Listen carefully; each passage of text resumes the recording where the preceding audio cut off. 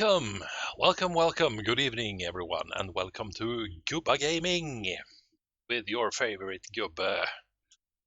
GubbaGaming is actually Swedish, Swinglish maybe, combination of Gubbe, which means old geezer. That's what I am, and I'm also into gaming, so old geezer gaming maybe. So what are we doing tonight? There's a screen that says select game. Almost philosophical, wouldn't you say? This is actually the start screen from my Philips G7000 Videopac computer. Did I get that right? Yes, I did. Also known as the Magnavox Odyssey 2. A console of the second generation of home consoles released in 1978. I used to have this when I was a kid. It was the first console I ever had, actually. I was about 8, 9, 10-ish, maybe. So sometime in mid-80s. And I've hooked this up to my capture card via a RF to HDMI converter of sorts. I will show you a picture of it. Works pretty well. It's as if it's the channel selector from an old TV, and it comes with a remote, so I had to manually find the way you have to manually search for your channels on a TV. I had to do that to find this screen on the TV. And the G7000 actually doesn't have a sort of a power light that shows you that it's turned on, and it doesn't have a power switch either. So you just put the cord in your socket and you hope for the best. But I can do this. That's the sound of me resetting, and now it wants me to push a random number, not a random number, but to select game. Usually these games came with either one game or 2 or 3 on the same cassette or cartridge. But I believe this one has only one game on it, but it's one of my favorites from back in the day. My original console broke and I had to get a new one, and I did just that last week during a retro games fair here in Örebro, Sweden. So I haven't, well, I have tried it, of course, but I haven't really played this console for at least 30 or more years. But now we're going to try one of my favorites that I still had hidden down in my basement in a box, and it's Pickaxe Pete, which is sort of a game inspired from Donkey Kong, I'd say, and you'll see what I mean. It's a platformer with sort of, well, my pickaxe, of course, but I need to get a key to escape to another part of the mine which I'm in, and there are boulders or blocks of some precious mineral rolling around, and I need to avoid them by bashing them with my pickaxe or jumping or dodging them by diving under them. So here we go. And we're right off to a what do you call it? A quick start. And we have our friend Pickaxe Pete over here, wielding his pink pickaxe, and he's wielding it and bashing it so frenetically, so it's expiring here, as you can tell. And oh, look at that! We cannot teach that. I managed to dodge the first boulder, didn't I? But I didn't evade the second one.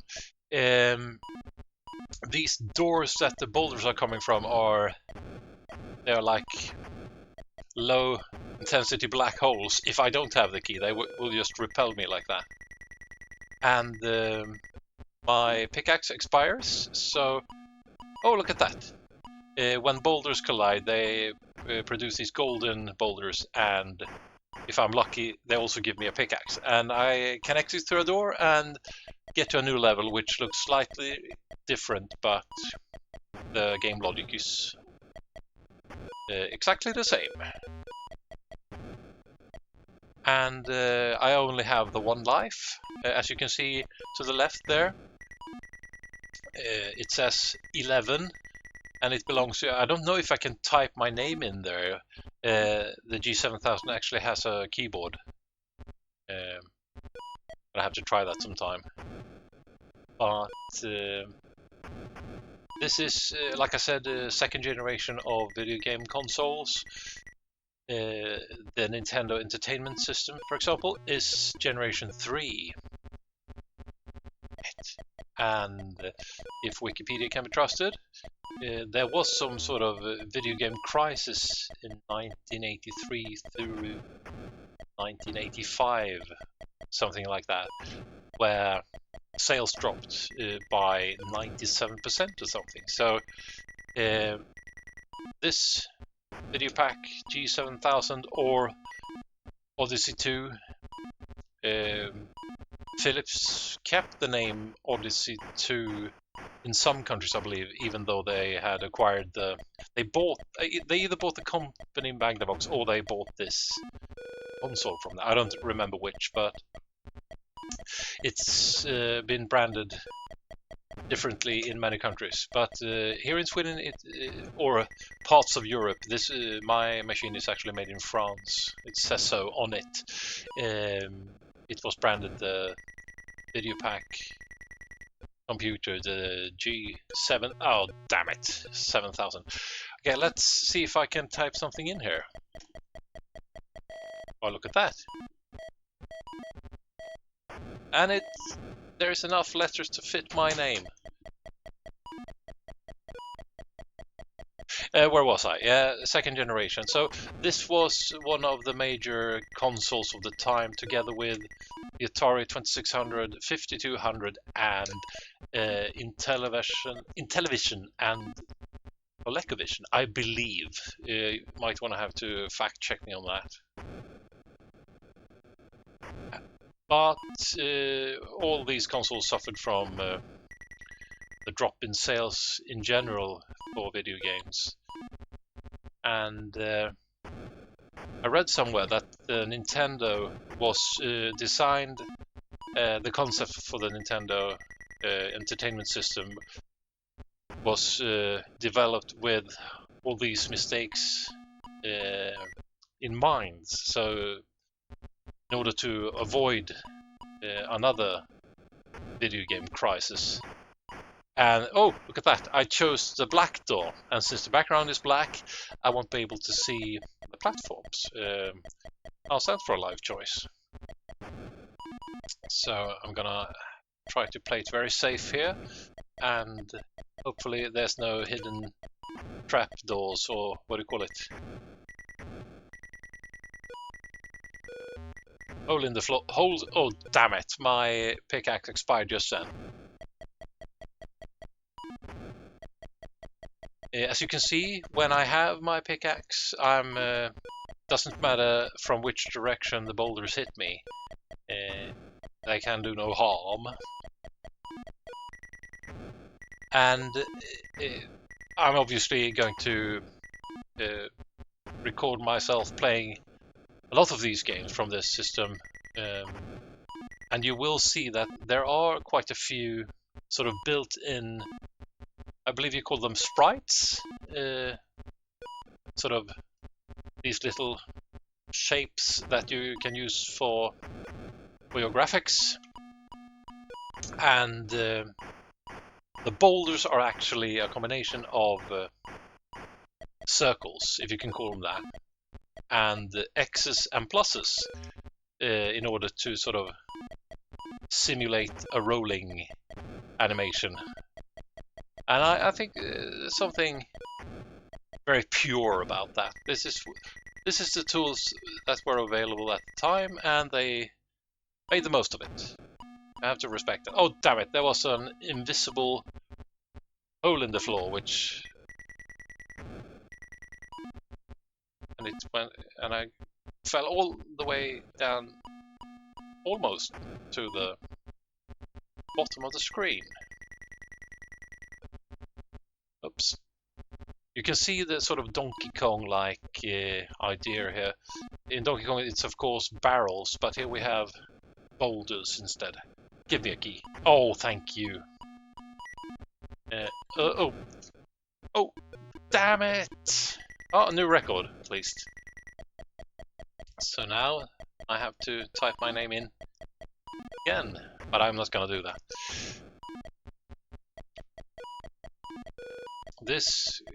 The console that I had as a kid actually belonged to my oldest brother's friend, and he let us borrow it. And when we had borrowed it for like a million months straight, my mother paid him for it as well. My mother, I don't deserve her. A few years later, 2 or 3 years later, I believe I was 11 when I actually got the NES. I don't remember. NESs when I was around 10 years old in 1980, they were around 1,500 crowns, Swedish crowns, which is, well, pretty much $150 maybe.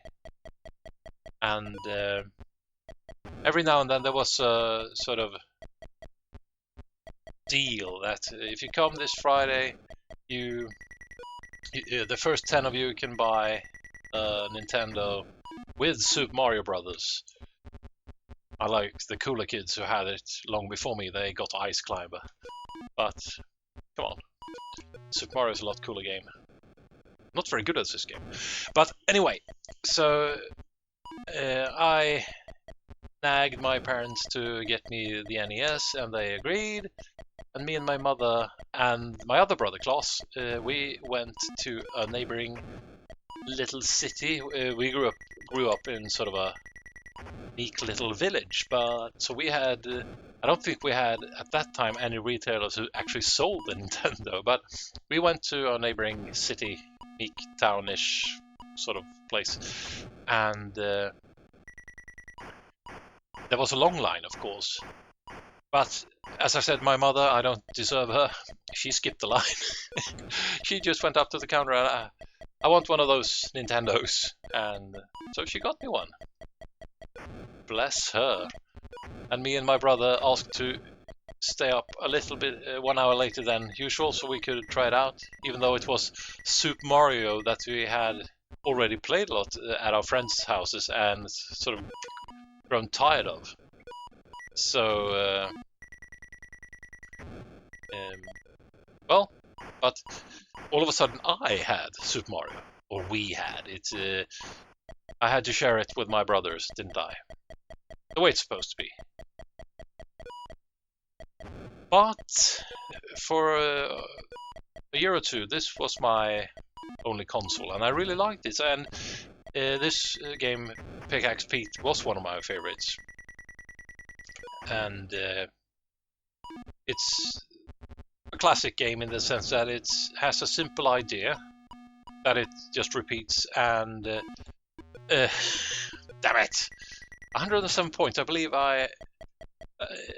in the modern era, in the 2025, I have actually reached a score of 113 points. I'm gonna have to try to beat that before we finish this off, don't you think? Anyway,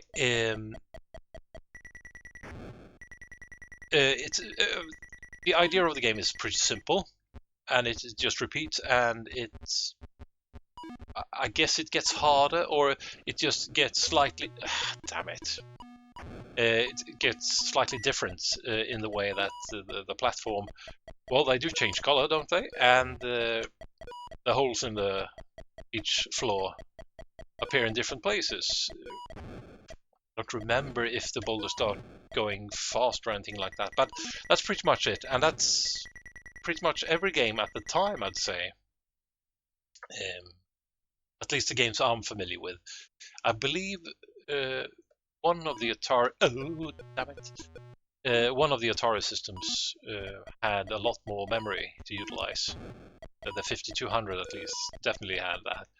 So maybe you got your rudimentary role-playing games or something like that. I have no idea, actually. I've never owned an Atari.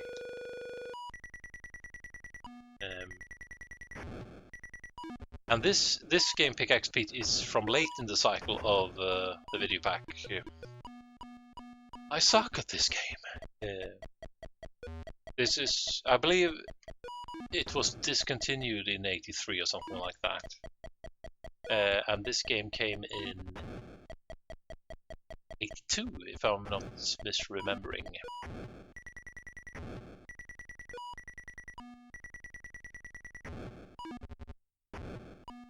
And I have, since I found this, I didn't expect to find this at a retro fair, and it hadn't even occurred to me. But look, there's a Videopac G7000. I want that, and the asking price was 400 Swedish crowns, or $40, something like that. Oh, I thought I was gonna get the pink stage. Okay, well the blue one will have to do. They asked for $50, 500 crowns, and I got it down to 400 crowns, or $40, somewhere in the neighborhood of that.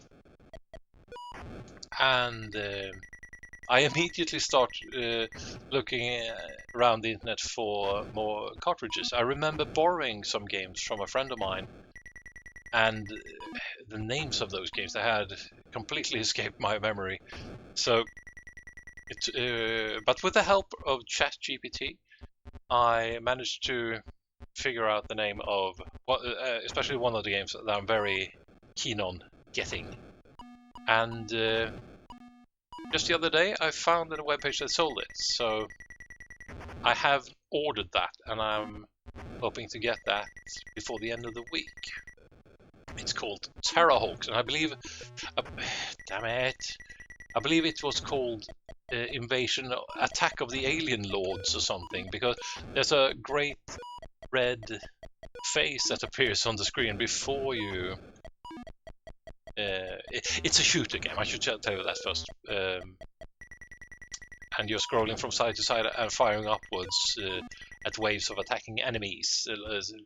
Kind of like, if I remember correctly, a bit like Galaga, or what's it called?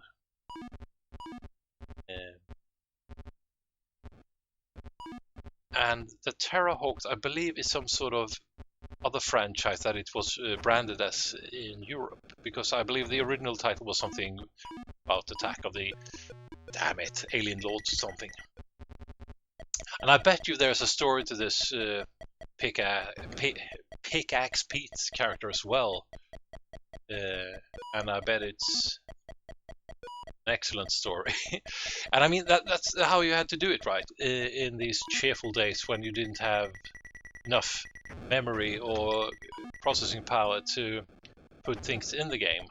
Oh, those of you with keen eyes saw that I actually got myself a new pickaxe there. But I will frenetically bash this to the ground for no reason, so it will eventually expire too.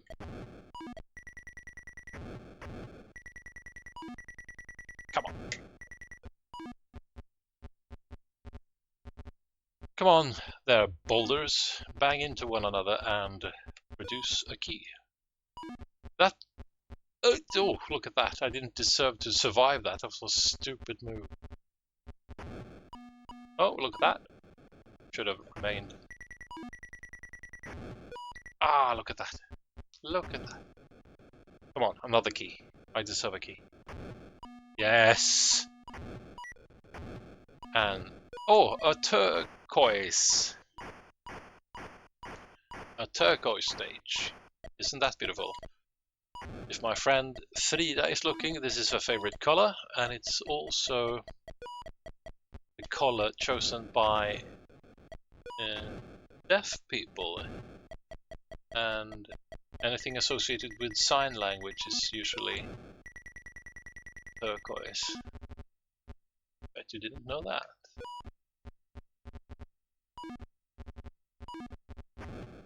Oh, look at that.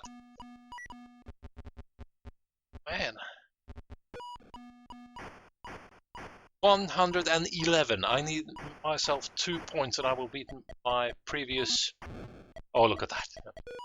My previous modern day record. I have no idea whatever points I achieved back in the 80s, or even, I believe my friend Johnny, he borrowed this console from me in the early 90s. So somewhere around 91, 92 maybe, that's probably when he had borrowed it, and I was taking it home on my bike, and I had put the entire console, which is quite big. It doesn't weigh that much, but it's quite big, and all the cartridges, which are also, they're like old VHS cassettes.